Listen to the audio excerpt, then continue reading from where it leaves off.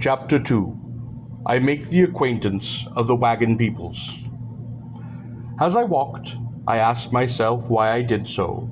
Why I, Tarl Cabot once of Earth, later a warrior of the Gorean city of Korobah, the Towers of the Morning, had come here.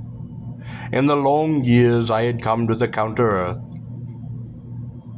I had seen many things, and had known loves, and had found adventures and perils and wonders.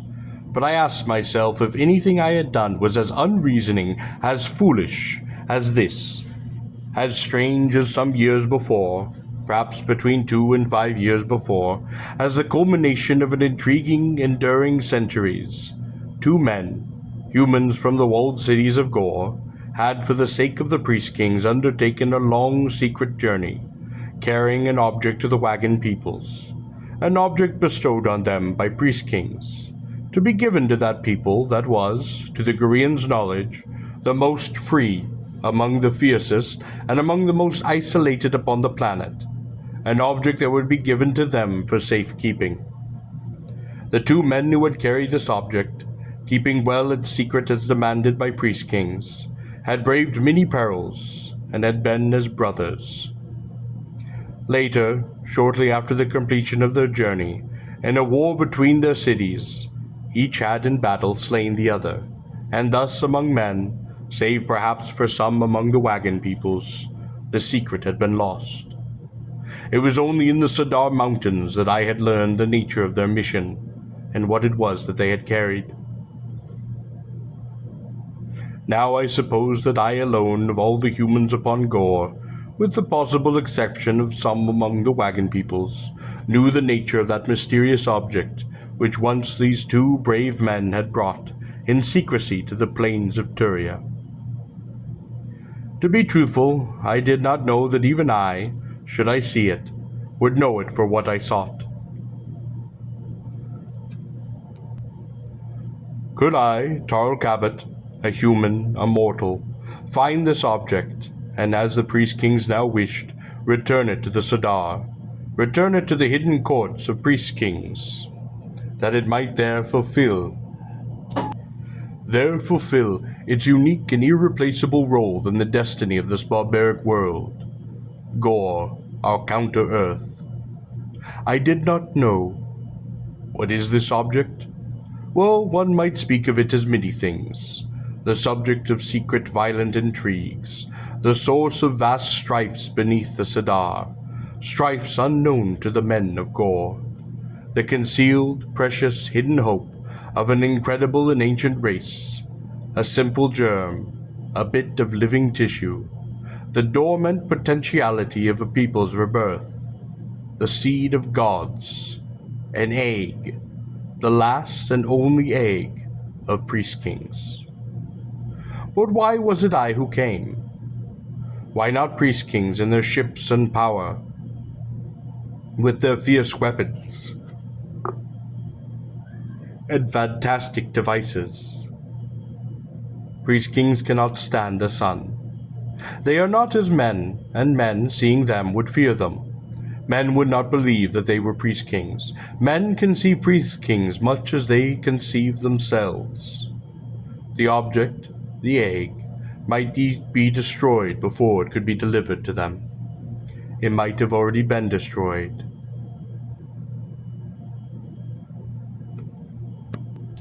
Only that the egg was the egg of priest-kings gave me occasion to suspect, to hope, that somehow within the mysterious, presumably ovoid sphere, if it still even existed, quiescent but latent, there might be life. And if I should find the object, why should I not myself destroy it, and destroy thereby the race of the priest-kings, giving this world to my own kind, to men, to do with as they pleased, unrestricted by the laws and the decrees of priest-kings that so limited their development and their technology. Once I had spoken to a priest-king of these things. He had said to me, "Man is a Lari to man. If we permitted him, he would be so to priest-kings as well." "But man must be free," I had said. "Freedom without reason is suicide," had said the priest-king, adding, Man is not yet rational. But I would not destroy the egg, not only because it contained life, but because it was important to my friend, whose name was Misk, and is elsewhere spoken of. Much of the life of that brave creature was devoted to the dream of a new life for priest kings, a new stock, a new beginning, a readiness to relinquish his place in an old world to prepare a mansion for the new, to have and love a child. So do I speak for Misk, who is a priest king, neither male nor female, yet can love. I recall the windy night in the shadow of the cedar, when we had spoken of strange things, and I had left him and come down the hill, and had asked the leader of those with whom I had traveled the way to the land of the Wagon peoples. I had found it. The dust rolled nearer. The ground seemed more to move than ever. I pressed on. Perhaps if I were successful I might save my race, by preserving the priest-kings that might shelter them from the annihilation that might otherwise be achieved if uncontrolled technological development were too soon permitted them.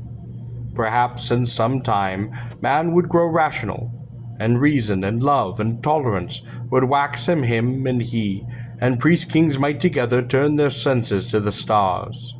But I knew that more than anything I was doing this for Misk, who was my friend.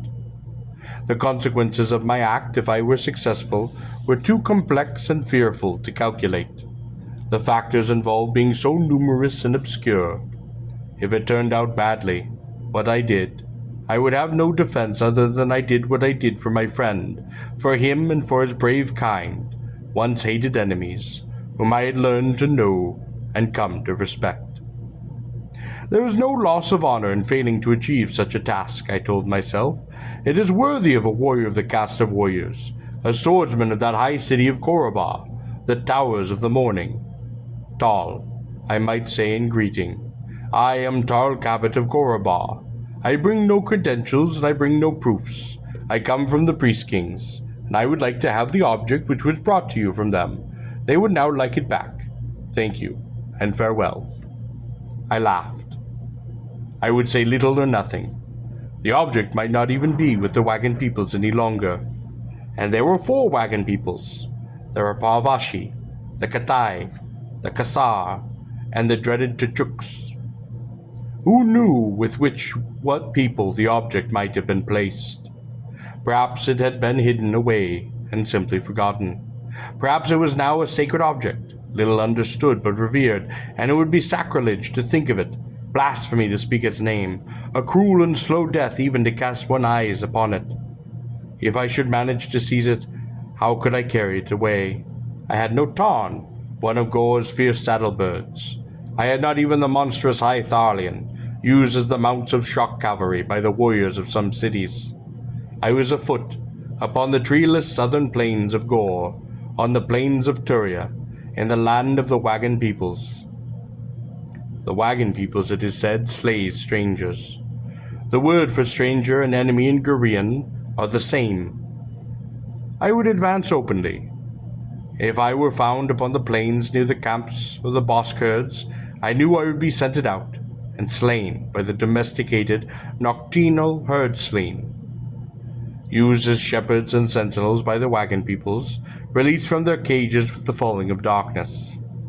These animals, trained prairie sleen, move rapidly and silently, attacking upon no other provocation than trespass on what they have decided is their territory. They respond only to the voice of their masters, and when he is killed or dies, his animals are slain and eaten. There would be no question of night spying upon the Wagon peoples. I knew they spoke a dialect of Gorian, and I hoped I would be able to understand them. If I could not, I must die as befitted a swordsman of Koraba. I hoped that I would be granted death in battle, if death it must be. The Wagon peoples, of all those on Gor that I know, are the only ones that have clan of torturers, trained as carefully as scribes or physicians in the arts of detaining life. Some of these men have achieved fortune and fame in various Korean cities for their services to initiates and ubars. Others, with an interest in the arts of detection and persuasion, for some reason They have all worn hoods. It is said they remove the hood only when the sentence is death, so that it is only condemned men who have seen what it is that lies beneath their hood. I was surprised at the distance I had been from the herds, for though I had seen the rolling dust clearly and had felt the shaking of the earth, betraying the passage of those monstrous herds, I had not yet come to them. But now I could hear, carried on the wind blowing toward distant Turia, the bellowing of the bosks. The dust was now heavy like nightfall in the air. The grass and the earth seemed to quake beneath my tread. I passed fields that were burning, and burning huts of peasants, the smoking shells of Sartanak granaries, the shattered, slatted coops for volos, the broken walls of keeps for the small, long-haired domestic veer, less belligerent and sizable than the wild veer of the Voltai range. Then, for the first time, against that horizon, a jagged line, humped and rolling like thunderous waters, seemed to rise alive from the very prairie. Vast, extensive, a huge arc, churning and pounding from one corner of the sky to the other. The herds of the wagon peoples, encircling, raising dust into the sky like fire, like hoof glaciers of fur and horn, moving in shaggy floods across the grass towards me. Then I saw the first of the outriders, moving toward me, swiftly yet not seeming to hurry. I saw the slender line of this light, lance against the sky. Strapped across his back I could see he carried a small round leather shield, glossy, black, lacquered. He wore a conical fur-rimmed iron helmet. A net of colored chains, depending from the helmet, protected his face, leaving only holes for the eyes. He wore a quilted jacket, and under this a leather jerkin. The jacket was trimmed with fur and had a fur color. His boots were made of hide and also trimmed with fur. He had a wide five-buckled belt. I could not see his face because of the net of chain that hung before it. I also noted about his throat, now lowered, there was a soft leather windscarf, which might, when the helmet veil was lifted, be drawn over the mouth and nose, against the wind and dust of his ride. He was very erect in the saddle. His lance remained upon his back, but he carried in his right hand the small, powerful horn bow of the wagon peoples, and attached to his saddle was lacquered arrow, rectangular quiver, containing as many as 40 arrows. On the saddle there also hung, on one side, a coiled rope of braided boskhide, and on the other a long three-weighted bola, of the sort used in hunting tummuts and men. And the saddle itself on the right side indicated the rider might be right-handed, where the 7 sheaths for the almost legendary cuirass, the balanced saddle knives of the prairie. It was said a youth of the wagon people was taught the bow, the quiver, and the lance before their parents would consent to give him even a name, for names are precious among the wagon peoples. As among Goreans in general, they are not to be wasted on someone who is likely to die, and one who cannot well handle the weapons of the hunt and of war. Until the youth has mastered the bow, the quiver, and the lance, he is simply known as the first or the second, and so on, of such and such a father. The wagon people war among themselves, but once every 200 of years there is a time of gathering of the peoples, and this I had learned was that time. In the thinking of the wagon peoples it is called the Omen Year, though the Omen Year is actually a season rather than a full year, which occupies a part of 2 of their regular years. For the wagon peoples calculated the year from the season of snows to the season of snows. Turians, incidentally, figure the year from summer solstice to summer solstice. Goreans, generally on the other hand, figure the year from the vernal equinox to the vernal equinox. Their new year beginning, like nature's, with the spring. The Omen year, or season, lasts several months, and consists of 3 phases, called the passing of Turia, which takes place in the fall, the wintering, which takes place north of Turia, and commonly south of the Cottius, the equator, of course, lying to the north in this hemisphere, and the return to Turia in the spring, or as the Wagon people say, in the season of little grass. It is near Turia in the spring that the omen year is completed, when the omens are taken, usually over several days, by hundreds of harspexes, mostly readers, of Bosk blood and Veer livers, to determine if they are favorable for choosing of an Ubar San, or one Ubar, a Ubar who would be High Ubar, an Ubar of all the Wagons, an Ubar of all the peoples, one who could lead them as one people. A consequence of the chronological conventions of the Wagon peoples, of course, is that their years tend to vary in length, but this fact, which might bother us, does not bother them, any more than the fact that some men and some animals live longer than others. The women of the Wagon peoples, incidentally, keep a calendar based upon the phases of Gor's largest moon. But this is a calendar of 15 moons, named for the 15 varieties of Bosk, and functions independently of the tallying of years by snows. For example, the moon of the brown Bosk may at one time occur in the winter, at another time, years later, it might occur in the summer. This calendar is kept by a set of colored pegs set in the side of some wagons, on one of which, depending on the moon, a round wooden plate bearing the image of a Bosk is fixed. These years, incidentally, are not numbered by the Wagon peoples, but given names toward their end, based on something or other which has occurred to distinguish that year. The year names are kept in living memory by the year keepers, some of whom can recall the names of several thousand consecutive years. The Wagon people do not trust important matters, such as year names, to paper or to parchment, subject to theft, insect or rodent damage, deterioration, or etc. Most of those of the Wagon peoples have excellent memories, trained from birth. Few can read, though some can, perhaps having acquired the skill far from the Wagons, perhaps from merchants or tradesmen. The Wagon peoples, as might be expected, have a large and complex oral literature. This is kept by and occasionally in parts recited by the camp singers. They do not have castes, as Goreans tend to. For example, every male of the Wagon peoples is expected to be a warrior, to be able to ride and to be able to hunt, and to care for the Bosk, and so on. When I speak of year keepers and singers, it must be understood that these are not for the Wagon people's castes. They are more like roles, subsidiary to their main functions, which are those of war, herding, and the hunt. They do have, however, certain clans, not castes, which specialize in certain matters. For example, the clan of healers, leather workers, salt hunters, and so on. I have already mentioned the clan of the torturers. The members of these clans, however, like the year keepers and singers, are all expected first and foremost to be, as it said, of the Wagons, namely, to follow, tend, and protect the Bosk, to be superb in the saddle, and to be skilled with the weapons of both the hunt and of war. The omens, I understood, had not been favorable in more than 100 years.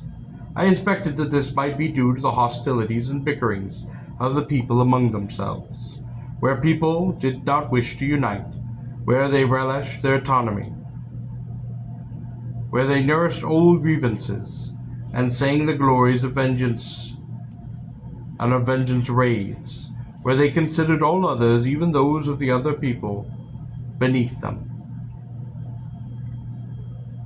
There would not be likely to exist the condition for serious confederation. A joining together of the Wagons, as the saying is, under such conditions, was not surprising that the omens tended to be unfavorable. Indeed, what most inauspicious omen would there be? The hospexes, the readers of book blood and fair lines, surely would not be unaware of these. Let us say, larger, graver omens. It would not, of course, be to the benefit of Turia, or the free cities of even northern Gor, if the isolated, fierce peoples of the north and the south were to join behind a single standard and turn their herds northward. Had from their dry plains to the lusher reaches of the valleys of eastern Carthius, perhaps even beyond them to those of the Basque, little would be seen to the Wagon peoples, should much. 1,000 years ago, it was said that they had carried devastation as far as the walls of Ar and of Korva. The rider had clearly seen me and was moving his mount steadily toward me. Though I could now see as well, which separately by hundreds of yards, 3 other riders approached. One was circling to approach from the rear, the mount of the Wagon peoples, known in the northern hemisphere of Gor as the terrifying but beautiful Kali. It is a silken, carnivorous, lofty creature, gracefully necked, smooth-gaited. It was viviparous and undoubtedly mammalian. Though there is no suckling of the young are born vicious, and by instinct, as soon as they can struggle to their feet, they hunt. It is an instinct of the other, sensing the birth, to deliver the young animal in the vicinity of game. I suppose with the Kalia, it is a silken, carnivorous, lofty creature, graceful, long-necked, smooth-gaited, viviparous, and undoubtedly mammalian. Though there is no suckling of the young are born vicious and by instinct, and as soon as they can struggle to their feet, they hunt. It is one instinct of the other, sensing the birth, to deliver the young animal in the vicinity of game. I suppose, with the Kalia, it is a silken, carnivorous, lofty creature, gracefully, long-necked, smooth-gaited. It is viviparous and undoubtedly mammalian, though there is no suckling of the young. As soon as they can struggle to their feet, they hunt. I suppose with a domesticated Kalia, a bond veer or prisoner might be cast to a newborn animal. The Kalia, once it fills its fill, does not touch food for several days. The Kaila is extremely agile. It can easily outmaneuver the slower, more ponderous Hythalaria. It requires less food, of course, than the Tarn. A Kalia, which normally stands about 20 to 22 hands at the shoulder, can cover as much as 600 pasangs in a single day. The pasang, a common unit of Korean measurement, is approximately 7/10 of a mile.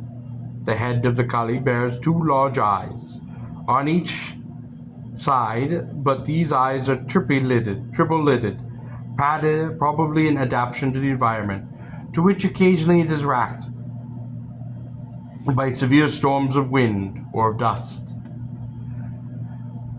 The adaptation, actually a transparent third lid, permits the animal to move as it wishes under circumstances that force other prairie animals to back into the wind, or like the sleen to burrow into the ground. The Kaila lists most dangerous under such circumstances, and as if it knew this, often uses such time for its hunts. Now the rider had ridden in with the Kilia. He held his ground, waiting for the others. I could hear the soft thud of Achilles' paws on the grass to my right. The second rider had halted there. He was dressed much as the first man, except that he had no chain depended from his helmet, but his wind scarf was wrapped about his face. His shield was lacquered yellow, and his bow was yellow. Over his shoulder he too carried one of those slender lances. He was a black Katai, I said to myself. The third rider placed himself, reining in suddenly and pulling the moment to his mount, to his hind legs, and it reared and snarled against the bit, and then stood still, its neck straining toward me. I could see the long triangular tongue in the animal's head, behind its 4 rows of fangs. The rider, too, wore a wind scarf. His shield was red. The blood people, the Kassars.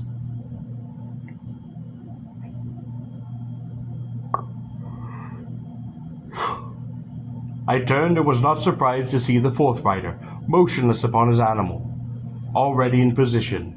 The Kalia moves with great rapidity. The fourth rider was dressed in the hood and the cape of white fur. He wore a flopping cape of white fur, which did not conceal the conical outlines of his steel beneath it. The leather of his jerkin was black. The buckles on his belt were of gold. His lance had a rider hook under the point, with which he might dismount his opponents. The kindali of these men were as tawny as their brown grass of the prairie, save for that of the men who had faced me, whose mount was a silken sable black, and as black as the lacquer of his shield. About the neck of the fourth rider there was a broad belt of jewels, as wide as my hand. I gathered that this was ostentation. Actually, I was later to learn that the jeweled belt is worn to incite envy and accrue enemies. Its purpose is to encourage attack, that the owner may try the skill of his weapons, that he need not tire himself seeking for foes.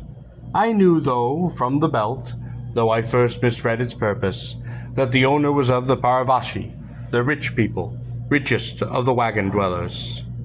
"Tal!" I called, lifting my hand palm inward in Gorean greeting. As one man, the four riders unstrapped their lances. "I am Tal Cabot," I called. "I come in peace." I saw the Keila tense, almost like Lhari's, their flanks quivering, their large eyes intent upon me. I saw one of those long triangular tongues dart out and back. Their long ears were laid back against their fierce silken heads. "Do you speak Gorean?" I called. As one, their lances were lowered. The lances of the wagon people are not couched.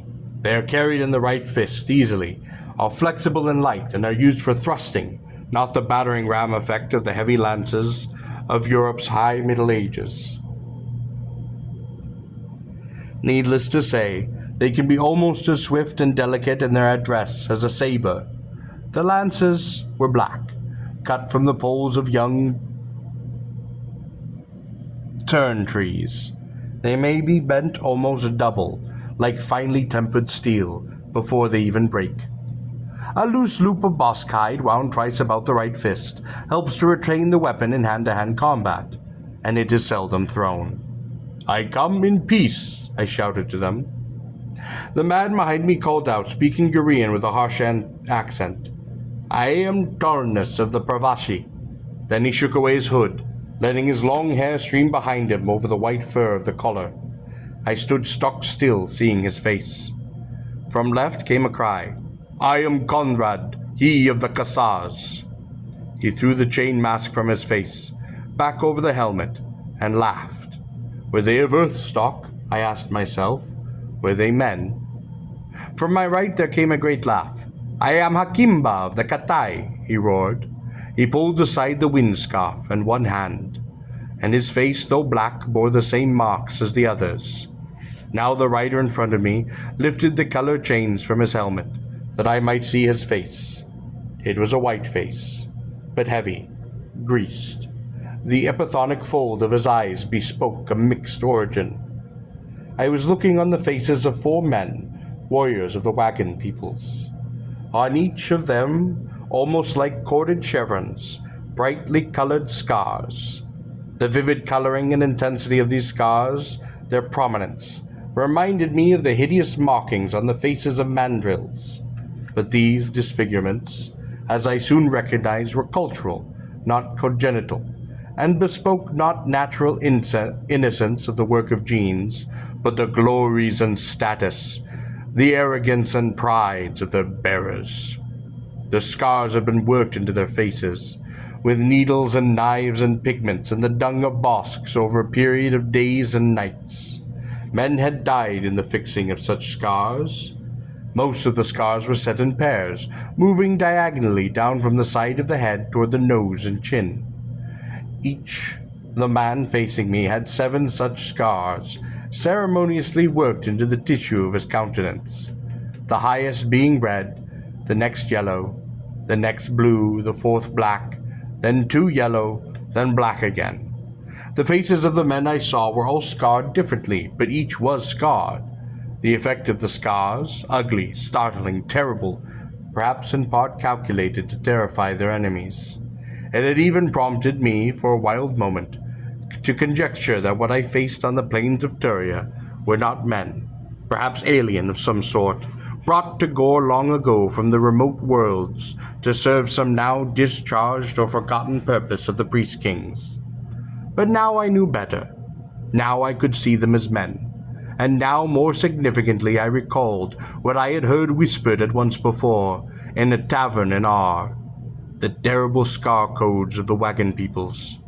For each of the hideous marks on the face of these men had a meaning, a significance that could be read by the Pavashi, the Kasar, the Katai, the Tchuks, as clearly as you or I might read a sign in a window or a sentence in a book. At the time I could read only the top scar, the red, bright, fierce cord-like scar that was the courage scar. It was always the highest scar upon the face. Indeed, without that scar, no other scar can be granted. The Wagon people value courage above all else. Each of the men facing me wore that scar.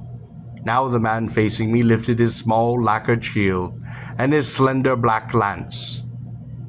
"Hear my name," cried he. "I am Kamchak of the Tchuks." As suddenly as he had finished, and as soon as the men had named themselves, as if a signal had been given, the 4 Kala bounded forward, squealing with rage. Each rider bent low upon his mount, lance gripped in his right hand, each straining to be the first to reach me.